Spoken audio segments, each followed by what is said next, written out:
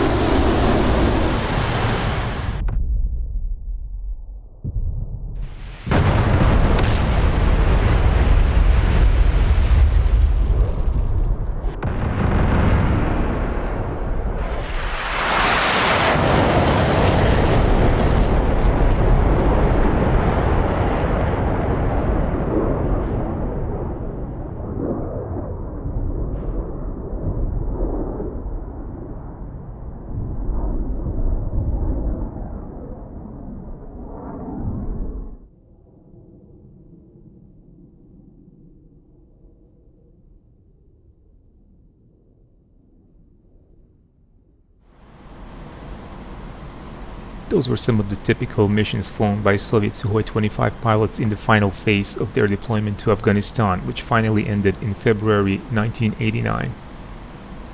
The local communist regime survived for a few more years until finally collapsing in 1992. Soviets officially lost 333 helicopters and 118 fixed-wing aircraft, although that doesn't include those damaged beyond repair and lost to non-combat related incidents. Sukhoi-25s flew about 60,000 sorties, and at least 38 of them were lost for all reasons. If you liked the video, don't forget to press the like button. If you're able to, you can support the channel on Patreon, where you can find exclusive content, early access, and a chance to influence future video topics. Subscribe if you haven't done so already, and keep watching Showtime Moment 2.